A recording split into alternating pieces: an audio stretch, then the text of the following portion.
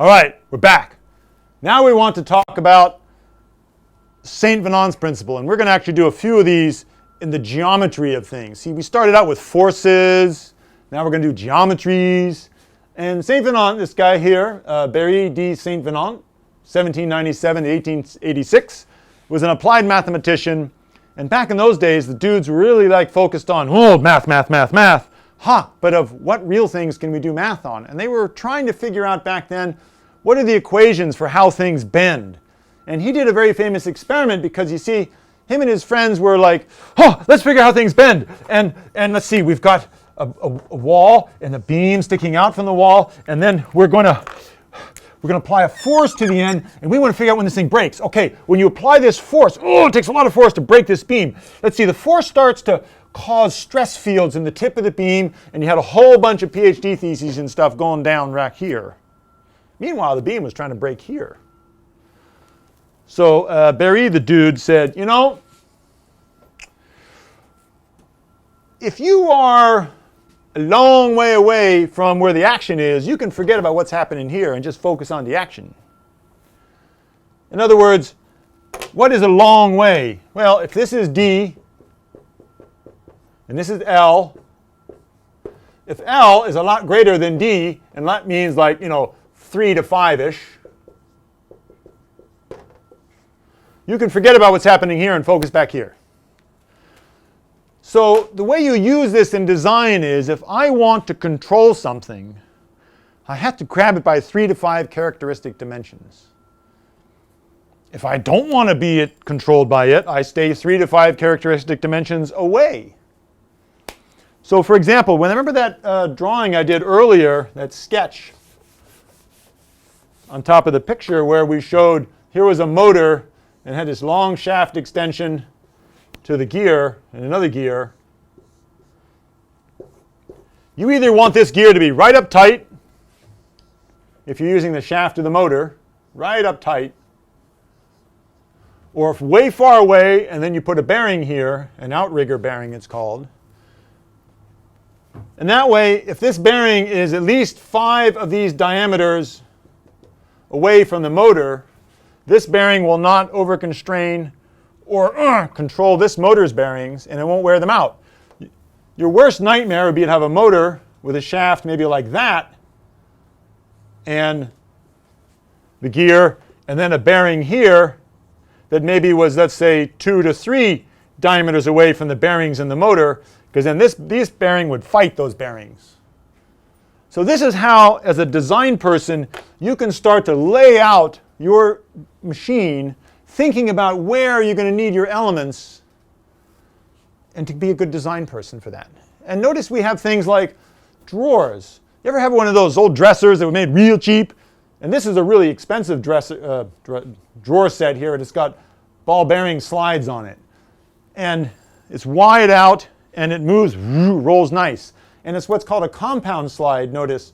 So you always have a long engagement length of bearings with respect to the width of the drawer. So it always slides nice and easy, as opposed to some of those dressers which have just wooden runners way on the outside of the drawer, and it works really nice, and it jams and it fights you. So let's get some feeling for St. Venant's principle, because remember, to be a good designer, you have to have the math and the thinking, but you want to wire your neurons to you want to be able to feel, and I understand, I can feel it. So let me ask my friend Lana here to come on up, and she and I like to do a lot of design work and stuff together, and I'm gonna do this by I'm gonna control Lana because she likes it when I control her, right? So let me I'm gonna grab her and the breakaway, get away! I was actually trying to hold her. Let's do that again. I can't control Lana. All right, you're so strong, you control me. Now I'm going to be able to get away that way, can I? But she knows St. Venant's principle, so she knows what to do to control me. Yo! See? She's controlling me. Now look at this is 1 characteristic dimension, 1, 2, 3. She's got me by 3 characteristic dimensions she can control me. Thank you, Lana. You're welcome. See? It actually works. So if any guys out there are like martial arts fanatics, when you practice your martial arts, you'll notice a huge chunk of it is actually applied St. Venant's principle. Physics. It works. Let's go a little more deeply into it. On how we design bearings, how we figure out what's happening with bolts. When I'm designing any kind of support system with bearings, with bolts, with wheels, I'm never going to want to do something like this, where here is a shaft, and here is a wheel on the shaft, ground, and I've got some bearing here, and back here, motor driving it. Because what happens here is this shaft is going to bend a lot. The wheel, which is more than 3 characteristic dimensions away from the resistance to the force from the wheel will now dominate the bearing and wreck the design. I'm going to move these bearings close to the wheel. Now, a lot of y'all may be wondering how I can afford such a fancy wardrobe. Well, in reality, my wife makes all my shirts. She designs them, dresses me up nicely. But that said, how do I really afford all these fancy fabrics that she uses? She knows St. Venant's principle. And how does it apply here? It does, yes. What am I going to draw next? Think ahead. Think ahead to what's happening.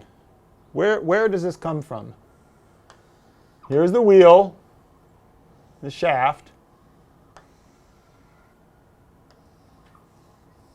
And how do I know where to put the bearings? 3 to 5 away. And now extend this the other way. What if this was the gear? Remember that gear we were talking about? How many times have you seen a design that looks like this? So that's what's proper. How many times have you seen somebody do something like this? A motor and a motor shaft that sticks out. And then here's gear teeth. And they'll put a set screw, which is another nasty thing we'll get to a little bit later here. And here's the gear teeth. And they're doing this design for something like gear on a motor and then a bigger gear the motor drives. Here's the little teeth.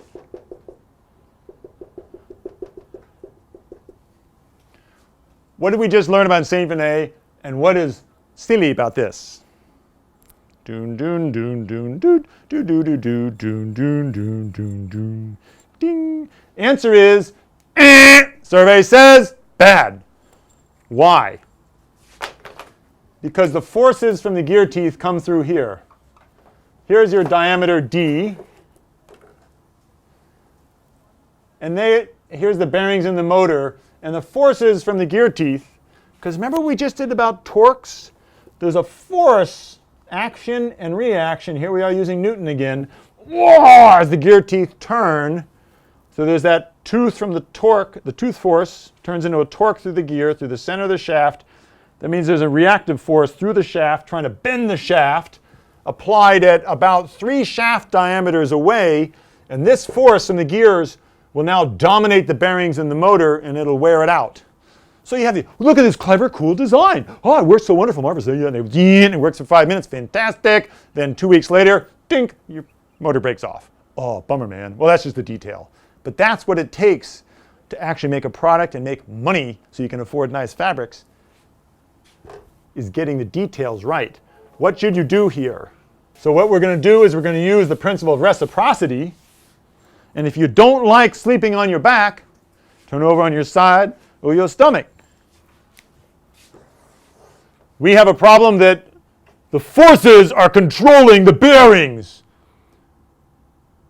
Just the way I was attempting to control Lana earlier. And she flipped it around. She controlled me. So we're going to take our motor. And here's the motor shaft. And I've read a lot of the religious scriptures, and nowhere, even in the footnotes, does it say, thou shalt have thy hub close to thine motor. No, no, no, no, no, no. It doesn't say that anywhere. That means it's totally cool to flip it around and put the hub on the outside, which, by the way, makes it a lot easier to get to. You're making it super simple. See how we're connecting back? All these fundamental principles keep coming up. Here's the attachment. Here's the gear tooth. The forces come through here. Here are the bearings and the motor. Oof! Look, the bearings and the motor are one diameter away from the force. The bearings now control the force. That's how you apply St. Venant's principle. Let's look at it in detail, how you do this for if you're designing a drawer slide.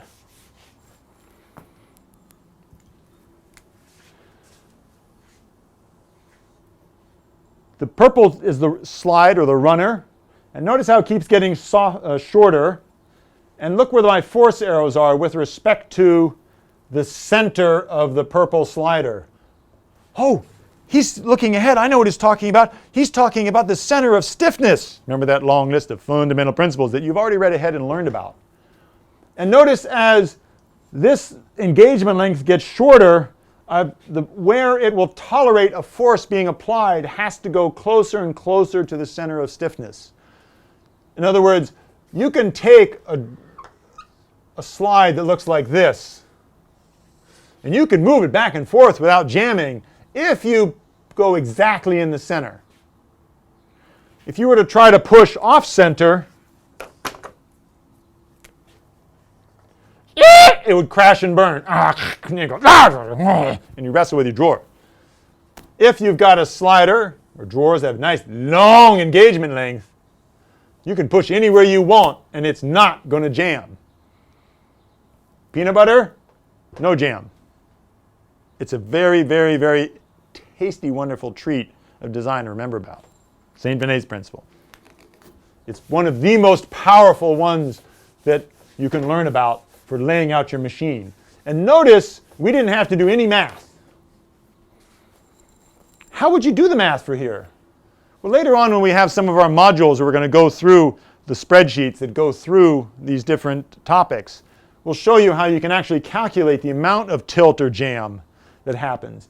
And being able to calculate how much it tilts based on the gap and the length. Whoa, we remember that. He was talking about that with respect to the joints for the new drill press thingy bopper he's going to be designing. Hey, wow, this stuff actually all works together. Yeah. You can actually model this very exactly to figure out how much clearance and length you want for what force. Look at this. There's actually spreadsheets that come with these modules that you can get also. And it goes through all these calculations. Next, the golden rectangle. Very important. I think you can get this from YouTube. Download in Mathmagic Land. Download it, watch it, learn from it. Why? Because way back, right? Remember this dude, Pythagoras? Smart dude, what, 2,600 years ago, said, wow, you can find very interesting things in nature that look good that actually work really well too. And if you take a rectangle and you cut a square from it, and you get the same rectangle, the same proportions as the original rectangle, and it turns out those dimensions are about 1.6 to 1, that looks good. So when I'm laying out a design, and you can get golden spiral, all kinds of cool stuff out of this that you'll learn from Donald, that when I'm initially laying out a machine, what proportions do I do for things? And tying back into St. Venant's principle, we said if you want to control something, grab it by 3 to 5 characteristic dimensions. Can it be 2? Can it be 1? 1 is often pushing it unless you have really low friction. Turns out that spacing your bearings about 1.6 to 1 of a characteristic dimension, if it's low friction, is a good spacing for good motions. And when I'm laying out a machine looking at sizes of things, and I'm not even sure exactly what things should be yet, sketching out things initially roughly, I'll pick those kind of dimensions. It gives me a good starting point from which later on my analysis is likely to show I'm in the neighborhood. Our next principle is Abbe's principle. Abbe's principle is sometimes called the Abbe error, or it's an error in measurement often called the parallax error. And let me demonstrate this here with my beam. And if you look right down here,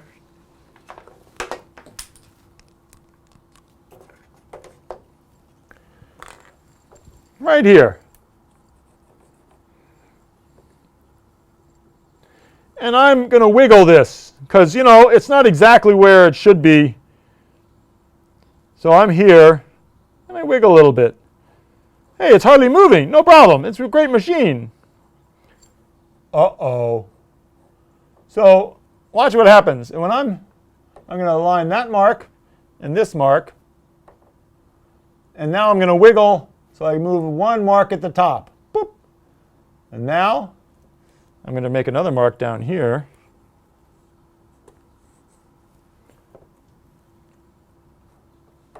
Huh, look at this.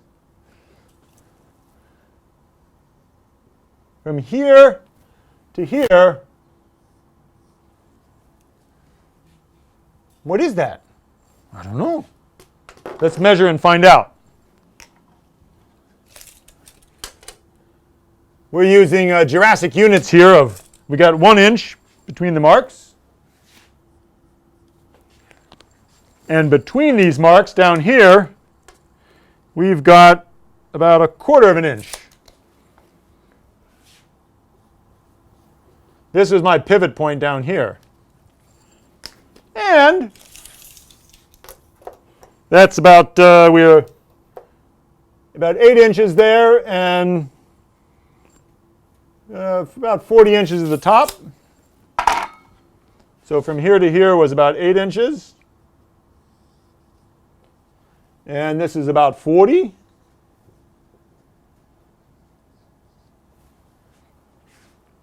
Forty divided by 8 is 5.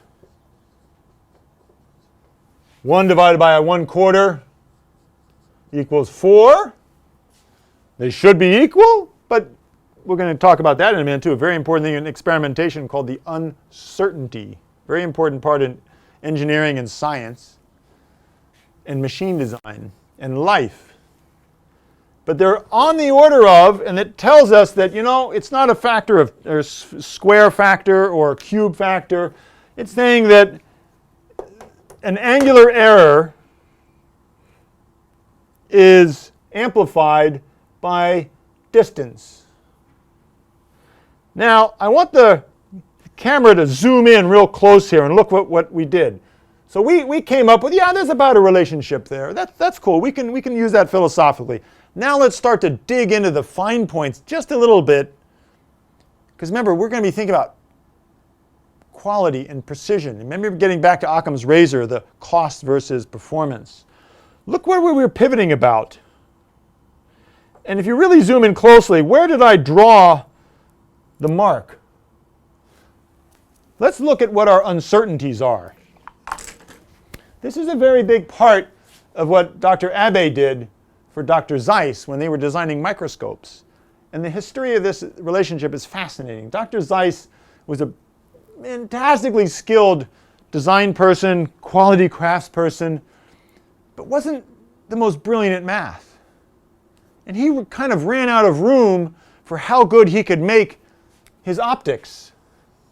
He was polishing and getting better and better, the most brilliant polisher in the world, but his cost was going up and his performance wasn't going very well.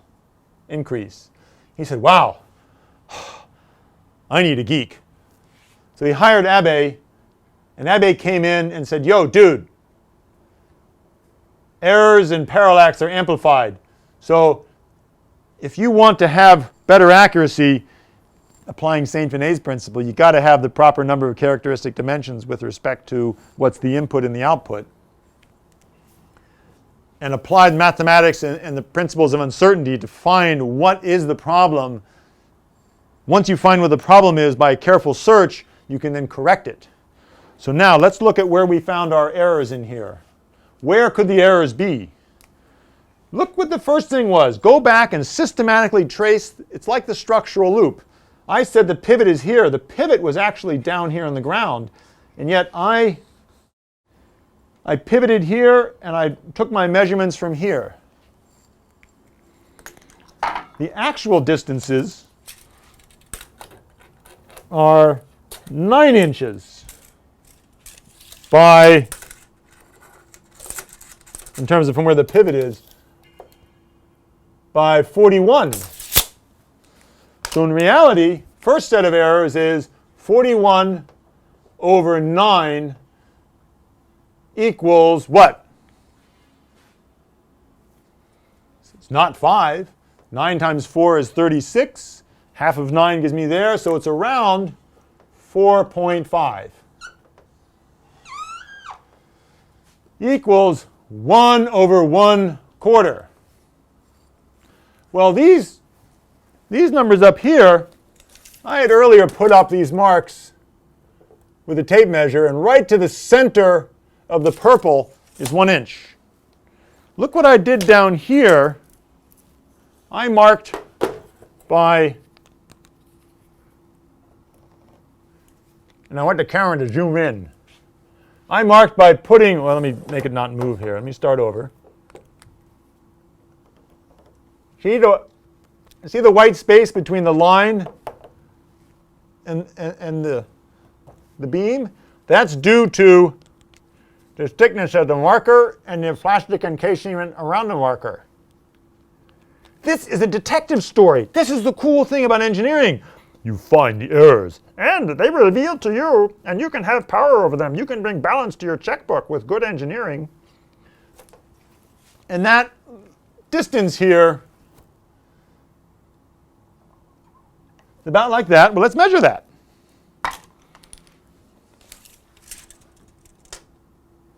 About 1/8 of an inch. And I had that error on both sides. Is that right?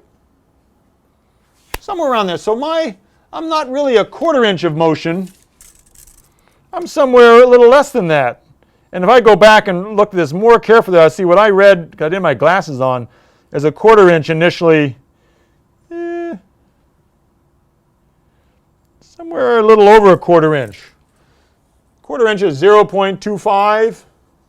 So I've got some uncertainty with this measurement. I had some uncertainty with my length. And if I actually wanted to now really home in and prove Abbe's principle, quote, exactly, just 1 over 0.2, 0.22. And this now becomes, that went to 4.5. This is over 0.2, 0.22. This factor of 4 starts to inch up from 4 toward 4.5. Where, see, they're starting to get closer. This type of uncertainty analysis and digging into the details and finding all your sources of error is really, really, really, A, it's fun. B, it's what differentiates the people who really get it right and can release a really great product that has high quality, no returns, and you capture the market and you do good stuff. Very, very important to get into the details. Okay?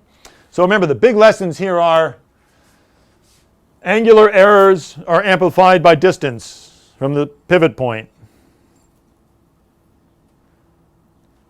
When you're making measurements, you can identify first order things pretty carefully, but in a precision mechanism, a very high quality mechanism, there are uncertainties in how you do the measurement and how you do the design, and you have to dig in and finer and finer and finer details if you really want to not only initially make it simple, but make it accurate and reliable. Very, very important. Now, let's talk about how we would use this in design, for example. We just talked about the overall principle, but what if we were designing a machine? What are the implications of this? For example, I have drawn here a really big machine. And let's say I was trying to design a large gantry cutter. So I have let's say I'm building a sawmill at home. Big bearing rails here. And I'm going to have some wheels like railroad wheels. If I draw this up, I'll have something like a piece of angled steel I'll lay down and a V wheel, shaft going through it. And over on the other side, am I going to put another angled bar with another V wheel on it? And there's other designs we can do that are different than this, but we'll just pick this for now. As these roll back and forth,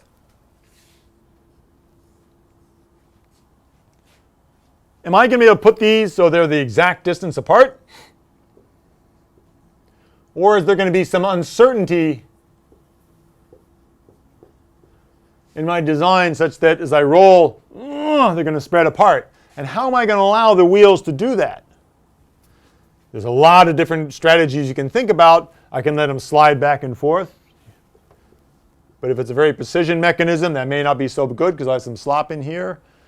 Can I do as this picture shows, and you're on page 312 here in the notes, one bearing is fixed to the table, and the other bearing has this little elastic hinge here. Because remember, if I have a distance h, and this is moving, as I move this carriage out, and this bearing wants to go over, this part here acts like a little pivot to accommodate the misalignment. Okay, so you can accommodate misalignments by building in these little pivot motions. How is this in effect in measurement? Think about if you're measuring things with what's called a micrometer, where the measurement axis is right in line with the part you're measuring. Very accurate. Versus a dial caliper. Dial caliper, the bearings are on this level, and the measurement is way down at this level. So any bit of rocking in this head as it moves will cause an error, Abbe error. Now, look at the difference between this stylistic design here and this design. And what do you see? You'll notice that the thickness of this rail here to the length of this carriage is different than this length here to this thickness. This gets back to St. Venant's principle. This particular slide is long with respect to the width, so even if there was some wobble, when I can't even feel any, but even if there was some error in here, it's a smaller angle which is amplified less by this length than if this was a really short carriage, and any wobble would be amplified a lot more because it's a bigger angle at the tips.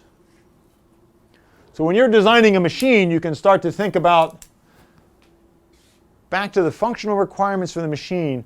What does it require for me? Then you can use your analysis to say, here's the spacing between my bearings, and I'm going to make them a little wider spacing because I have the distance. So that way, because I know I'm going to have some error between, clearance distance between the bearing and the structure, it's going to make a smaller angle to give me less of an Abbe error at the action point of the machine. Okay? Very, very, very powerful tool. And my friend Dr. William Plummer at Polaroid many years ago designed a fantastically brilliant optical alignment system that used Abbe errors, the Abbe principle. That's what's going on here. And let's jump ahead a little bit to the structures chapter, because I know you've read ahead there. If I take a cantilever beam and I push on it with a force, at the tip here, I'll get some deflection, delta, but it's also going to have an angle of inclination, theta. And it turns out that deflection equals force times length cubed over some constant k, which later on we'll get into. The slope, theta, equals the force times the length squared. And actually it turns out, let's give you the whole 3 times the modulus of elasticity times the moment of inertia, 2 EI. This tells you there are more intelligent factors in the universe than your average Cocker Spaniel, because 2, 2, 3, 3. It's really beautiful.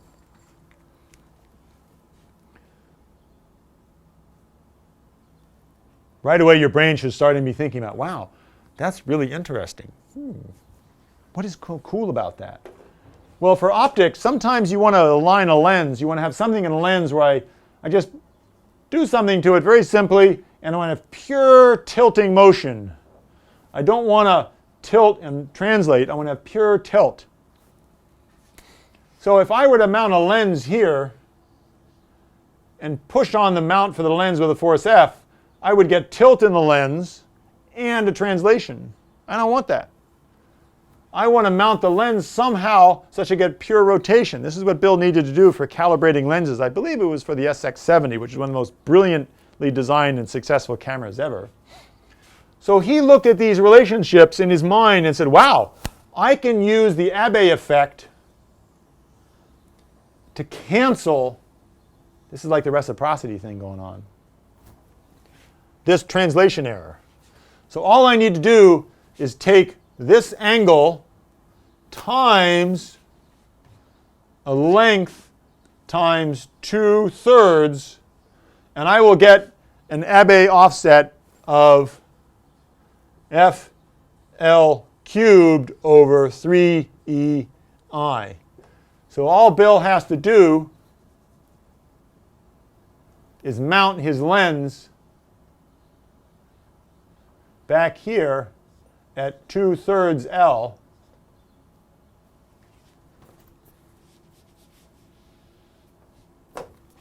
This total length is L. And when you push on this beam with a force F, any force F, is it bends. And remember, it's not mounted to the beam, it's mounted to an arm on the beam.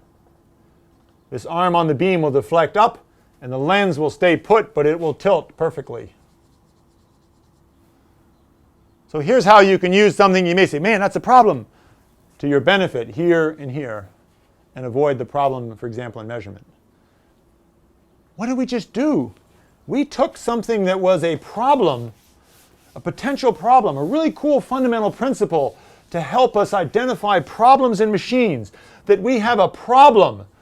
It's a problem, it's fundamental, it's beautiful, it's just physics and it identifies problems. And what do? We turned it into an opportunity. So it's very, very, very important to always be thinking through things, that as you're designing machines, as you're applying these philosophies, and you're identifying things that, oh, that's a problem. Boy, I sure am glad I know fundamental principles because I nailed that problem. Turn it around. And turn an opportunity for design either in that mechanism or somewhere else. Very, very critical. Let's have some fun with this now. Everybody knows that plastic toy blocks, for example, Legos, very, very high precision. You put them together wonderfully, and you make nice straight beams and good things, right? Well, it turns out that in order to actually manufacture them and use them, you've got to have small little gaps between things. You've got to have little spaces, because if they were exact, and due to uncertainty in manufacturing, even by 1 micron, if you design them to be exact and they were a little bit too big, they wouldn't go together. So you leave a little bit of spaces to make this nice, straight, beautiful wall. But you can take something that's nice, perfect, straight, that's got little spaces in it, and you can bend it. So we actually, my kids and I, we used to make Lego roller coasters. It's a lot of fun. 1 over problem equals opportunity. Very, very important. When you think of a milling machine, for example, big, rigid cast iron. It actually has got little spaces everywhere in it. And this super precision machine with little spaces in it everywhere, you start machining and things move a little bit, and it opens up a little bit. You normally don't care. But if you were designing a machine to make the optics that go into the wafer steppers that go to make the silicon wafers, which go into making everything electronic, that cascading of errors can build up very, very critical design rules. And the ability to model this mathematically is what enables you to actually design a machine rapidly, get it to market fast, and knowing how it performs because you have the mathematical model for it enables you to identify the uncertainties and the sensitivities and head them off at the pass. Yeehaw!